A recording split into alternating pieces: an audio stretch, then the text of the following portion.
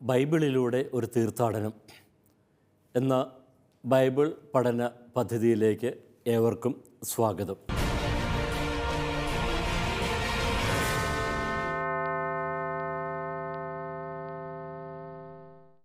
വെളിപാട് 6-ാമത്തെ അധ്യായമാണ് നാം ഇപ്പോൾ പഠനത്തിനും ധ്യാനത്തിനും വിഷയമാക്കുന്നത്.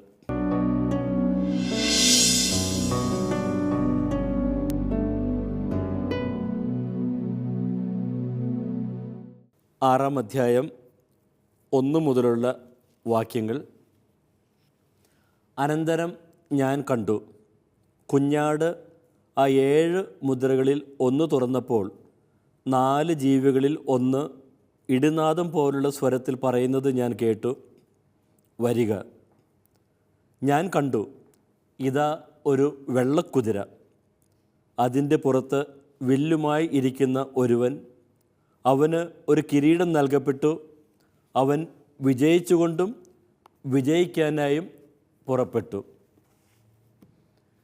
കഴിഞ്ഞ ക്ലാസ്സിൽ വെളിപാട് ഗ്രന്ഥത്തിൽ ഒരു സുപ്രധാനമായിട്ടുള്ള രംഗമാണ് 6-ാം അധ്യായത്തിൽ തുടങ്ങുന്നത് എന്ന് സൂചിപ്പിച്ചു. ഇവിടെ ആദ്യം പ്രത്യക്ഷപ്പെടുന്ന 4 കുതിരകളുടെ പ്രതീകങ്ങൾ അത് വളരെ പ്രധാനപ്പെട്ടതാണ് എന്നും അതിൻ്റെ വ്യാഖ്യാനത്തിൽ വളരെ ശ്രദ്ധിക്കണമെന്നും ഞാൻ സൂചിപ്പിക്കുകയുണ്ടായി. ഞാൻ പറഞ്ഞിരുന്നു, ആദ്യത്തെ 4 കുതിരകളെ തിന്മയുടെ പ്രതീകങ്ങളായിട്ടാണ് മിക്കവാറും എല്ലാ വ്യാഖ്യാതാക്കളും കാണുന്നത്. 2000 വർഷം ആരംഭിക്കുന്ന സമയത്ത് BBC പുറത്തിറക്കിയ ഒരു സീരിയലുണ്ടായിരുന്നു. അപ്പോൾ അതിൽ ഈ ലോകാവസാനത്തെക്കുറിച്ചുള്ള സീരിയലിന് അവർ കൊടുത്ത പേര് തന്നെ 4 അപ്പോക്കലിപ്റ്റിക് ഹോഴ്സസ് എന്നാണ്. അതായത് അവരും ഈ കുതിരകളെല്ലാം 4 തിന്മകളുടെ അപ്പോക്കലിപ്റ്റിക് കുതിരകളായിട്ടാണ് അവർ കണ്ടത് എന്നർത്ഥം. പക്ഷേ വെളിപാടിൽ വെളുത്ത കുതിര വളരെ വ്യത്യസ്തമായിട്ട് തന്നെയാണ് നമ്മൾ കാണേണ്ടത്. വെളിപാട് 6-ാം അധ്യായത്തിൽ ആദ്യം കടന്നു വരുന്നത് വെളുത്ത കുതിരയാണ്. അപ്പോൾ കുതിര എന്ന പ്രതീകത്തിൻ്റെ അർത്ഥം എന്തെന്ന് നമുക്ക് ആദ്യം കാണാം. കുതിരയെ നമുക്കറിയാം ഇപ്പോൾ ചിത്രീകരിക്കുന്നത് ഓടുന്ന ആ ഒരു രൂപത്തിലാണ്. അതായത് അത് ശക്തിയെ സൂചിപ്പിക്കുന്നു. അപ്പോൾ പ്രപഞ്ചത്തിൽ ഉള്ള ആ ശക്തിയുടെ പ്രതീകമായിട്ടാണ് ഈ കുതിരയെ എടുത്തിരിക്കുന്നത്. ഇനി വെളുത്ത കുതിര എന്ന് പറയുമ്പോൾ നേരത്തെ പറഞ്ഞതുമെല്ലാം മനസ്സിൽ വെച്ചുകൊണ്ട് നമുക്ക് പറയാം, വെളുത്ത കുതിര അത് ഉയർത്തെഴുന്നേറ്റ ക്രിസ്തുവിൻ്റെ പ്രതീകം തന്നെയാണ്. ഇനി തുടർന്ന് ഈ കുതിരപ്പുറത്തിരിക്കുന്നവനെക്കുറിച്ച് പറയുന്ന കാര്യങ്ങളിലേക്ക് കൂടി നമുക്കൊന്ന് കടക്കാം. പറയുന്നു, വിജയിച്ചുകൊണ്ടും വിജയിക്കാനായും അവൻ മുന്നേറുന്നു. വിജയിച്ചുകൊണ്ടും വിജയിക്കാനായും അവൻ മുന്നേറുന്നു. ഇനി ഇവിടെ ഉപയോഗിച്ചിരിക്കുന്ന ആ ക്രിയാരൂപത്തിൻ്റെ പ്രത്യേകത ഒന്ന് ശ്രദ്ധിക്കുക. വിജയിക്കുക. എന്തിനെ വിജയിക്കുന്നു? എന്തിനെയാണ് പരാജയപ്പെടുത്തുന്നത്? അതൊന്നും ഇവിടെ സൂചിപ്പിക്കുന്നില്ല. അതായത് ഇത് പ്രത്യേക തരത്തിലുള്ള ഒരു ക്രിയാ രൂപമാണ്. അതായത് ഇതിൻ്റെ ഈ സകർമ്മ ക്രിയയാണെങ്കിലും അതിൻ്റെ ആ ക്രിയയ്ക്ക് അതിൻ്റെ കർമ്മം അത് ഇവിടെ സൂചിപ്പിക്കപ്പെടുന്നില്ല. അപ്പോൾ ഇത് എന്തിന് വിജയിക്കുന്നത് ചോദിച്ചു കഴിഞ്ഞാൽ ഇത് എല്ലാത്തിനെയും വിജയിക്കുന്നു. അതായത് ആബ്സല്യൂട്ട് യൂസ് എന്ന് പറയാം. അപ്പോൾ ട്രാൻസിറ്റീവ് വെർബിൻ്റെ സകർമ്മക ക്രിയയുടെ അത് അബ്സല്യൂട്ടായിട്ടുള്ള ഒരു ഉപയോഗം എന്ന് വെച്ചാൽ എല്ലാത്തിനെയും, തൻ്റെ മുന്നിലുള്ള എല്ലാത്തിനെയും വിജയിക്കുന്നു. അത് ഉയർത്തെഴുന്നേറ്റ ക്രിസ്തു നേടിത്തരുന്ന വിജയം തന്നെയാണ്. അപ്പോൾ വിജയിച്ചുകൊണ്ടും വിജയിക്കാനായും. അപ്പോൾ അവൻ വിജയിച്ചു കഴിഞ്ഞു, ഇനി തുടർന്നും അവൻ വിജയിച്ചു കൊണ്ടിരിക്കുന്നു. അപ്പോൾ വിജയിച്ചുകൊണ്ട് എന്ന് പറയുമ്പോൾ അവിടെ അതെന്തിനെ സൂചിപ്പിക്കുന്നു? യേശു നേടിയ ആ വിജയം. അതെവിടെയുള്ള വിജയമാണ്? കുരിശിലുള്ള വിജയം. അപ്പോൾ കുരിശിലൂടെ അവിടുന്ന് എല്ലാ തിന്മകളെയും പരാജയപ്പെടുത്തി കഴിഞ്ഞു. സർപ്പത്തിൻ്റെ തല തകർക്കുന്നത് അവിടെയാണ്. അപ്പോൾ സർപ്പത്തിൻ്റെ തല അവിടെ നിന്ന് തകർത്ത് കഴിഞ്ഞു. പക്ഷേ ഈ ഒരു തിന്മയുടെ മേലുള്ള അവിടുത്തെ വിജയം അത് ഇനിയും പൂർണ്ണമാക്കേണ്ടതായിട്ടുണ്ട്. അത് അവിടുത്തെ രണ്ടാം വരവിലാണ് പൂർത്തിയാകുന്നത്. അപ്പോൾ അത് സൂചിപ്പിക്കുന്നതാണ് വിജയിക്കാനായി മുന്നേറുന്നു. അപ്പോൾ വെളുത്ത കുതിരപ്പുറത്തിരിക്കുന്നവൻ, അതായത് ഉയർത്തെഴുന്നേറ്റ ക്രിസ്തു, തിന്മയുടെ ശക്തിയെ ആത്യന്തികമായിട്ട് കുരിശുമരണത്തിലൂടെ അവിടുന്ന് പരാജയപ്പെടുത്തി. അതായത് സർപ്പത്തിൻ്റെ തല തകർത്തു. ഇനി ഈ വിജയം അത് ലോകാവസാനം വരെ അത് തുടർന്നുകൊണ്ടിരിക്കുന്നു. അത് പൂർത്തിയാകുന്നത് യേശുവിൻ്റെ രണ്ടാം വരവിലാണ്. അപ്പോൾ ലോക ചരിത്രത്തിൻ്റെ ഈ അവതരണത്തിൻ്റെ ആദ്യ രംഗത്തിൽ തന്നെ ഉയർത്തെഴുന്നേറ്റ ക്രിസ്തുവിനെയും അവിടുത്തെ വിജയത്തെയുമാണ് അവതരിപ്പിക്കുന്നത്. അപ്പം അതിൻ്റെ സാങ്കത്യം എന്താണ്? നാം ചരിത്രത്തെ വിലയിരുത്തുവാനായിട്ട് തുടങ്ങുമ്പോൾ നമ്മുടെ മനസ്സിലുണ്ടായിരിക്കേണ്ടത് എന്താണ്? ക്രിസ്തു എല്ലാ തിന്മകളെയും പരാജയപ്പെടുത്തി കഴിഞ്ഞു. കുരിശിൽ അവിടുന്ന് പരാജയപ്പെടുത്തി കഴിഞ്ഞു. ഇനി വിജയം അത് അവസാനം വരെ തുടരും. അവിടുത്തെ രണ്ടാമത്തെ വരവിൽ അവിടുന്ന് പൂർണ്ണമായിട്ടും എല്ലാ തിന്മകളെയും പരാജയപ്പെടുത്തും. അപ്പോൾ ഇത് നൽകുന്ന ഒരു ആശ്വാസവും ഒരു ശക്തിയുമുണ്ട് ദൈവജനത്തിന്. അത് വളരെ പ്രധാനപ്പെട്ടതാണ്. അപ്പോൾ ഈ പ്രതീക്ഷയോടെയാണ്, ഈ ഒരു ആശ്വാസം തുളുമ്പുന്ന ഒരു മനോഭാവത്തോടെയാണ് പിന്നീട് നമ്മൾ ഉള്ള കാര്യങ്ങളെല്ലാം നമ്മൾ വിലയിരുത്തേണ്ടത്.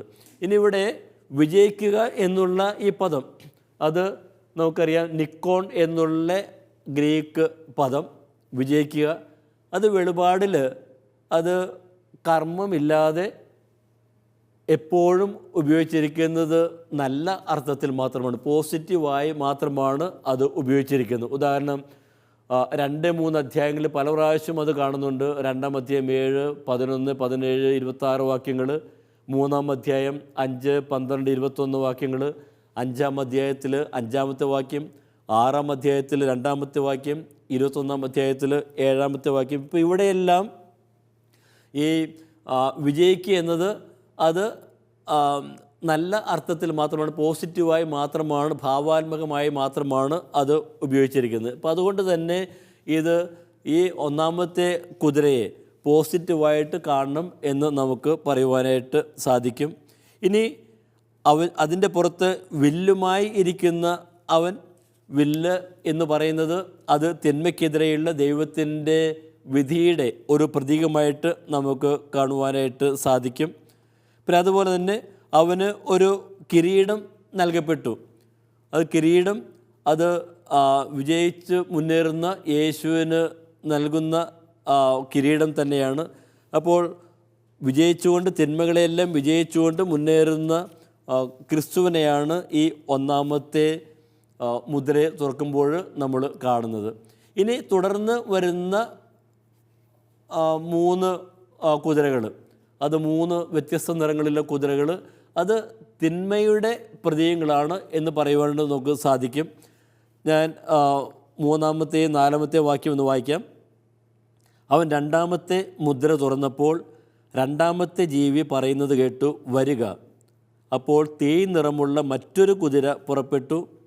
മനുഷ്യർ പരസ്പരം ഹിംസിക്കുമാറ് ഭൂമിയിൽ നിന്ന് സമാധാനം എടുത്തു കളയാൻ കുതിരപ്പുറത്തിരുന്നവന് അധികാരം നൽകപ്പെട്ടു. അവന് ഒരു വലിയ വാളും നൽകപ്പെട്ടു. ഇപ്പോൾ 2-ാമത്തെ കുതിര, അതിന് തീ നിറം ആണ് ഉള്ളത്. ഇനി ഇതിനെക്കുറിച്ച് പറയുമ്പോൾ ഉള്ള ഒരു പദപ്രയോഗം എന്താണ്? മറ്റൊരു കുതിര. അപ്പോൾ മറ്റൊരു കുതിര എന്ന് പറയുമ്പോൾ തന്നെ ആദ്യത്തിൽ നിന്നും വളരെ വ്യത്യസ്തമാണ് എന്നുള്ള ധ്വനി കൂടി ഇവിടെയുണ്ട്. അപ്പോൾ തീ നിറമുള്ള ആ ഒരു കുതിര അത് രക്തച്ചൊരിച്ചിലിൻ്റെയും അക്രമത്തിൻ്റെയും ഒക്കെ പ്രതീകമാണ്. അപ്പോൾ ഈ പ്രപഞ്ചത്തിൽ നടമാടുന്ന എല്ലാ അക്രമങ്ങളുടെയും ഒക്കെ ഒരു ആകെത്തുകയായിട്ടാണ് ഈ ഒരു കുതിരയെ ഇവിടെ അവതരിപ്പിച്ചിരിക്കുന്നത്. അപ്പോൾ മനുഷ്യർ പരസ്പര ഹിംസിക്കുമാർ ഭൂമിയിൽ നിന്ന് സമാധാനം എടുത്തു കളയാനായിട്ട്. അപ്പോൾ സമാധാനം എടുത്തു കളയാൻ, ഇവിടെ ഈ സമാധാനം എന്നുള്ള പദം ഉപയോഗിക്കുന്നതിന് ഒരു പ്രത്യേക ഒരു അർത്ഥം കൂടിയുണ്ട്. നമുക്കറിയാം, ആദിമ നൂറ്റാണ്ടുകളിൽ റോമൻ സാമ്രാജ്യത്തിൻ്റെ വലിയ നേട്ടമായിട്ട് കരുതപ്പെട്ടിരുന്നത് ആ ചക്രവർത്തി സാമ്രാജ്യം കൊണ്ടുവന്ന സമാധാനമാണ്. പക്ഷേ ഈ സമാധാനം എപ്രകാരമുള്ള സമാധാനമായിരുന്നു? എല്ലാവരെയുമൊക്കെ അടിച്ചമർത്തിക്കൊണ്ടുള്ള ഒരു സമാധാനമായിരുന്നു. പിന്നെ അതുപോലെ തന്നെ അവിടെ ഈ റോമൻ സാമ്രാജ്യത്തിൽ പലരുമൊക്കെ അധികാരം ലഭിക്കുവാൻ വേണ്ടിയിട്ട് പരസ്പരം പോരാടുന്നതൊക്കെ നമ്മൾ കാണുന്നുണ്ട്. അതാണ് പരസ്പരം ഹിംസിക്കുമാറ് എന്ന് പറയുന്നതിൻ്റെയൊക്കെ പിന്നിലുള്ള കാര്യം അതാണ്. അപ്പോൾ ഈ ഒരു റോമൻ സാമ്രാജ്യത്തിൻ്റെ പശ്ചാത്തലത്തിൽ ഇപ്പോൾ ഈ സമാധാനം എടുത്തു കളയാനായിട്ട്, അപ്പോൾ ഈ റോമൻ സമാധാനം അവരൊക്കെ വലിയ പുകഴ്ത്തി പറയുന്ന ഈ സമാധാനം യഥാർത്ഥത്തിൽ അത് ശരിക്കുള്ള അധികാരം സമാധാനമല്ല എന്നാണ് ഇവിടെ അർത്ഥമാക്കുക.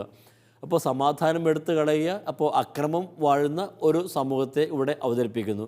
ഇനി ഇവിടെ ഉപയോഗിച്ചിരിക്കുന്ന ഒരു പദപ്രയോഗം അധികാരം നൽകപ്പെട്ടു. അപ്പോൾ സമാധാനം എടുത്തു കളയാൻ അധികാരം നൽകപ്പെട്ടു. എന്താണ് ഈ അധികാരം നൽകപ്പെട്ടു എന്ന് പറയുമ്പോൾ ഉദ്ദേശിക്കുന്നത്? അധികാരം നൽകപ്പെട്ടു എന്ന് പറയുമ്പോൾ വേറെ ആരോ ആണ് അവന് അധികാരം കൊടുക്കുന്നത് എന്നർത്ഥം. അപ്പോൾ ആ പ്രവർത്തിക്കുന്ന വ്യക്തിക്കല്ല പൂർണ്ണമായിട്ടുള്ള അധികാരമുള്ളത്.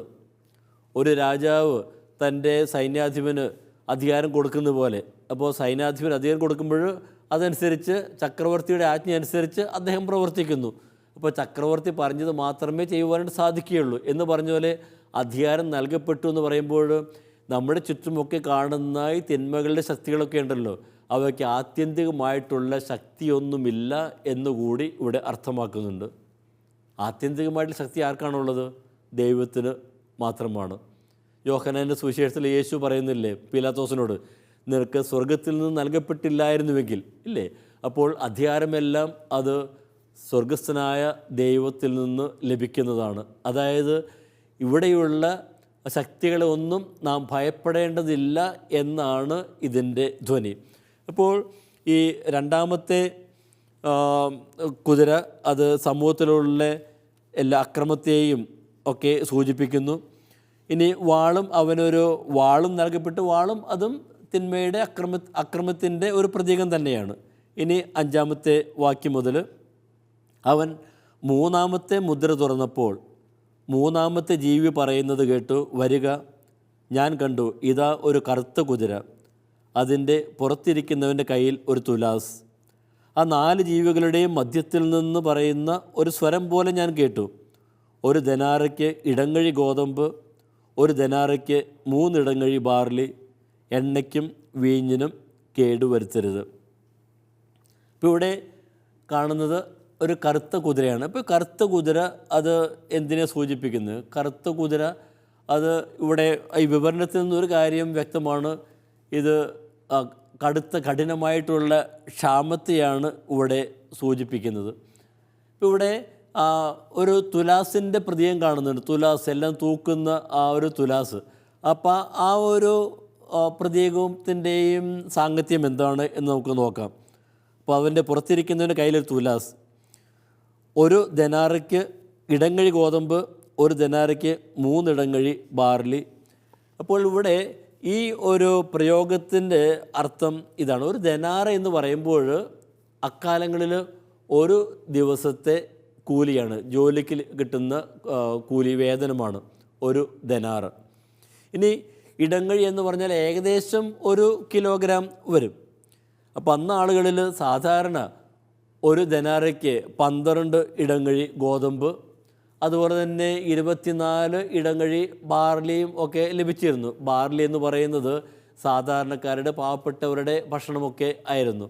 അപ്പോൾ ഒരു ദനാറയ്ക്ക് 12 ഇടങ്ങഴി ഗോതമ്പൊക്കെ ലഭിച്ചിരുന്ന സമയത്താണ് ഇവിടെ പറയുന്നത് ഒരു ദനാറയ്ക്ക് അത്രമാത്രമൊന്നും കിട്ടുന്നില്ല. എത്ര കിട്ടുന്നത്?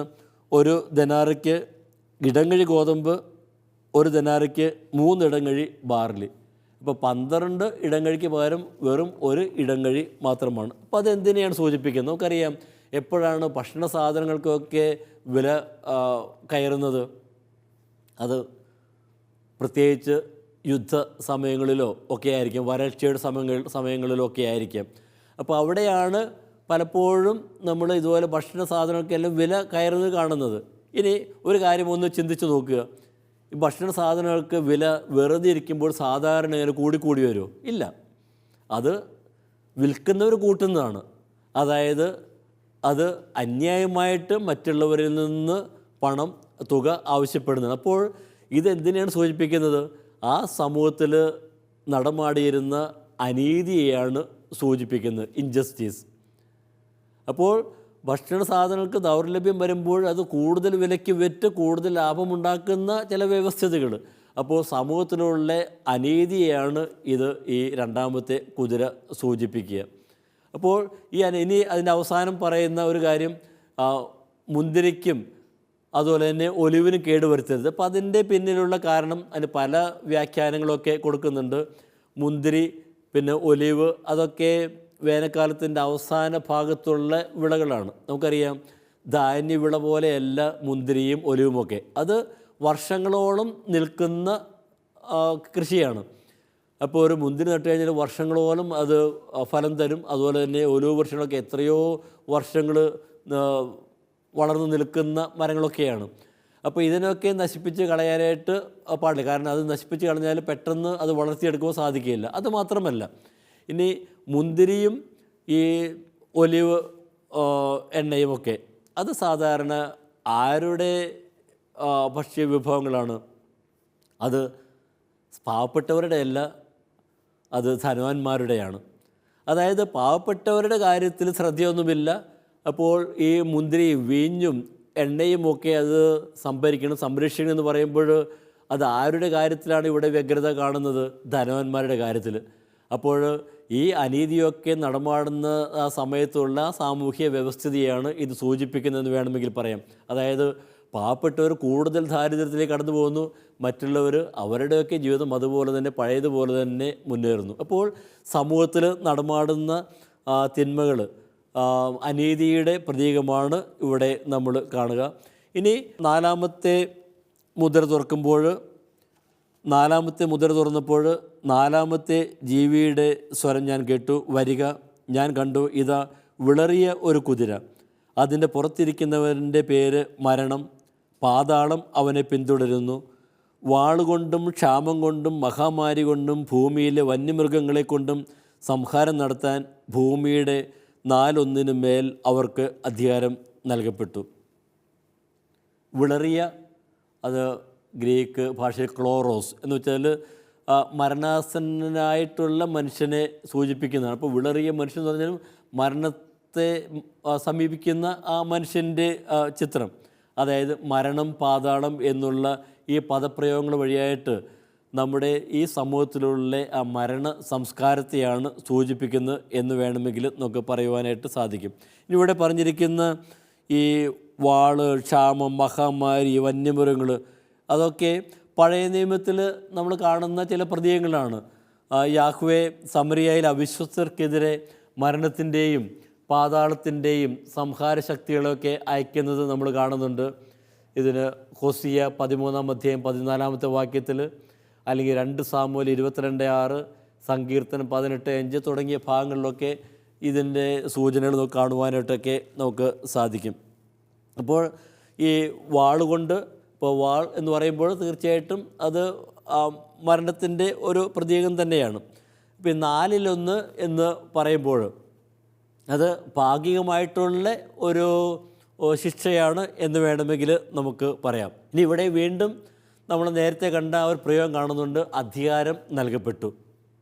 അതായത് ഈ തിന്മകളുമെല്ലാം ദൈവത്തിൻ്റെ പദ്ധതിയുടെ കീഴിൽ തന്നെയാണ് നടക്കുന്നത് എന്ന് അർത്ഥം. അതായത് ഈ തിന്മകൾക്കൊന്നും ആത്യന്തികമായിട്ടുള്ള ശക്തിയൊന്നും അവകാശപ്പെടാനായിട്ട് ഇല്ല എന്ന് നമുക്ക് അറിയാം. അപ്പോൾ ഈ 3 മുദ്രകൾ, തിന്മയുടെ 3 മുദ്രകൾ, അത് ഈ ചരിത്രത്തിൽ പ്രപഞ്ചത്തിൽ നടമാടുന്ന ആ തിന്മകളെല്ലാം ഈ 3 പ്രതീകങ്ങളിൽ ഒതുക്കിയിരിക്കുകയാണ്. വയലൻസ്, അക്രമത്തിൻ്റെ ശക്തികൾ, ഇൻജസ്റ്റിസ്, അനീതി, അതുപോലെ തന്നെ ഡെത്ത്, മരണത്തിൻ്റെ സംസ്കാരം. അപ്പോൾ ഈ 3 ഈ പ്രപഞ്ചത്തിലുള്ള തിന്മയുടെ ശക്തികൾ. ഇനി ഈ 3 ശക്തികൾ, തിന്മയുടെ ശക്തികൾ പ്രപഞ്ചത്തിൽ നിറഞ്ഞു നിൽക്കുമ്പോഴും ദൈവജനം ചിന്തിക്കേണ്ടത് എന്താണ്? അതാണ് നാം ഒന്നാമത്തെ ആ കുതിരയുടെ പ്രതീകത്തിലൂടെ നമ്മൾ കണ്ടത്. അപ്പോൾ എൻ്റെ ചുറ്റും തിന്മകൾ വിഹരിക്കുകയാണെന്ന് തോന്നുമ്പോഴും, തിന്മകളുടെ ഇടയ്ക്ക് നമുക്ക് ജീവിക്കാനൊക്കെ പ്രയാസമാണെന്ന് തോന്നുമ്പോഴും ഞാൻ മനസ്സിലേക്ക് കൊണ്ടുവരേണ്ട ചിത്രം എന്താണ്? ഇവയെല്ലാം പരാജയപ്പെടുത്തിക്കൊണ്ട് ഉയർത്തെഴുന്നേറ്റ ക്രിസ്തു ഇതാ തൻ്റെ ജൈത്രയാത്ര തുടരുന്നു. അതുകൊണ്ട് ഈ ലോകത്തിൽ തിന്മകൾ എത്ര കഠിനമാണെങ്കിലും, എതിർപ്പുകൾ എത്ര കാഠിന്യമേറിയതാണെങ്കിലും ഒന്നിനെയും ഭയപ്പെടേണ്ടതില്ല. ക്രിസ്തു ഈ തിന്മകളെല്ലാം പരാജയപ്പെടുത്തും എന്നതാണ് ഇവിടെ അർത്ഥമാക്കുന്നത്. അപ്പോൾ ആദ്യത്തെ 4 മുദ്രകൾ ഈ പ്രപഞ്ചത്തിൽ നടമാടുന്ന കാര്യങ്ങളെല്ലാം എപ്രകാരമാണ് മനസ്സിലാക്കേണ്ടത്, വീക്ഷിക്കേണ്ടത് എന്ന് വളരെ ചുരുങ്ങിയ ചിത്രങ്ങളിലൂടെ വിവരിക്കുന്നു. തിന്മകൾ നമ്മുടെ ചുറ്റുമൊക്കെ ധാരാളമുണ്ട്. അവ നടമാടുന്നു, നമ്മളെ ഭയപ്പെടുത്തുന്നു. പക്ഷേ നമ്മൾ അവയെ ഒരിക്കലും ഭയപ്പെടേണ്ട കാര്യമില്ല. ദൈവജനം ഉയർത്തെഴുന്നേറ്റ് ക്രിസ്തുവിൽ ആശ്രയിച്ചുകൊണ്ട് മുന്നോട്ട് പോകണം എന്ന് പറയുന്നു. ഇനി നമ്മൾ അടുത്ത മുദ്രയിലേക്ക് കടക്കുന്നു. വ്യത്യസ്തമായിട്ടുള്ള ഒരു മുദ്രയാണ് ഇവിടെ കാണുക. വളരെ പ്രാധാന്യമേറിയ ഒരു ഭാഗമാണിത്. വെളിപാട് ഗ്രന്ഥത്തിൻ്റെ അർത്ഥം മനസ്സിലാക്കുവാനായിട്ട് ഈ ഭാഗം വളരെ സൂക്ഷ്മതയോടെ നമ്മൾ വായിച്ച് മനസ്സിലാക്കേണ്ടതായിട്ടുണ്ട്. ഞാൻ ഈ ഭാഗം ഒന്ന് വായിക്കാം. 9 മുതൽ 11 വരെയുള്ള വാക്യങ്ങൾ. അവൻ 5-ാമത്തെ മുദ്ര തുറന്നപ്പോൾ ദൈവവചനത്തെ പ്രതിയും തങ്ങളുടെ സാക്ഷ്യത്തെ പ്രതിയും വധിക്കപ്പെട്ടവരുടെ ആത്മാക്കളെ ബലിപീഠത്തിന് കീഴിൽ ഞാൻ കണ്ടു. വലിയ സ്വരത്തിൽ അവർ വിളിച്ചു പറഞ്ഞു, പരിശുദ്ധനും സത്യവാനുമായ നാഥ, അങ്ങ് എത്രത്തോളം ഭൂമിയിൽ വസിക്കുന്നവരുടെ മേൽ ന്യായവിധി നടത്താതെയും ഞങ്ങളുടെ രക്തത്തിന് പ്രതികാരം ചെയ്യാതെയും ഇരിക്കും. അവർക്ക് ഓരോരുത്തർക്കും വെള്ളയങ്കി നൽകപ്പെട്ടു. അവരെപ്പോലെ വധിക്കപ്പെടാനിരുന്ന സഹദാസരുടെയും സഹോദരരുടെയും എണ്ണം തികയുന്നവരെ അല്പസമയം കൂടി വിശ്രമിക്കാൻ അവർക്ക് നിർദ്ദേശം നൽകപ്പെട്ടു. 5-ാമത്തെ മുദ്ര ആദ്യത്തെ 4 മുദ്രകളിൽ നിന്നും വളരെ വ്യത്യസ്തമാണ്. അപ്പോൾ ആദ്യത്തെ 4 മുദ്രകൾ പ്രപഞ്ചത്തിൻ്റെ ആ നടമാടുന്ന കാര്യങ്ങൾ അവതരിപ്പിക്കുന്നു. ഇനി 5-ാമത്തെ മുദ്ര വരുമ്പോൾ അത് ദൈവജനത്തിൻ്റെ ജീവിതത്തെക്കുറിച്ചാണ് പറയുന്നത്. ദൈവജനത്തിൻ്റെ ജീവിതത്തിൽ എന്തു സംഭവിക്കുന്നു എന്നുള്ള കാര്യമാണ് ഇവിടെ പറയുക. അപ്പോൾ ഇവിടെ എന്താണ് കാണുന്നത്? ബലിപീഠത്തിന് കീഴെ കൊല്ലപ്പെട്ടവരുടെ ആത്മാക്കളെ കാണുന്നു. ഇപ്പോൾ ബലിപീഠത്തിന് കീഴെ, ബലിപീഠം നമുക്കറിയാം ജെറുസലേം ദേവാലയത്തിൽ വ്യത്യസ്തങ്ങളായിട്ടുള്ള ബലിപീഠങ്ങളുണ്ടായിരുന്നു. ധൂപാർച്ചന നടത്തുന്ന ബലിപീഠമുണ്ട്. അതുപോലെ തന്നെ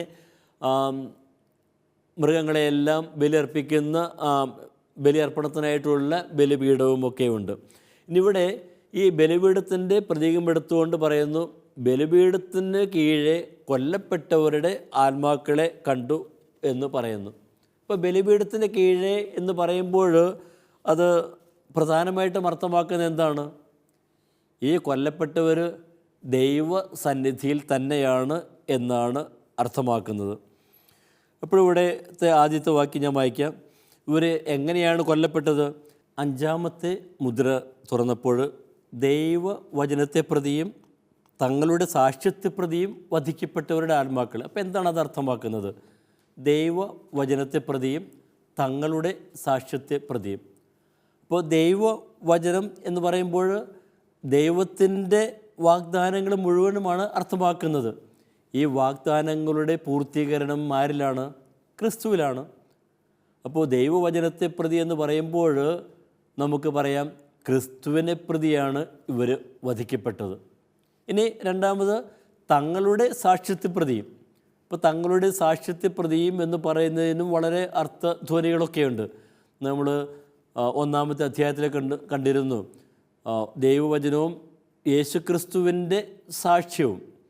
അപ്പോൾ ആ യേശുക്രിസ്തുവിൻ്റെ സാക്ഷ്യത്തെക്കുറിച്ച് പറഞ്ഞപ്പോൾ നമ്മൾ സൂചിപ്പിച്ചിരുന്നു, യേശുക്രിസ്തു നൽകിയ ആ സാക്ഷ്യം അതെവിടെയാണ്?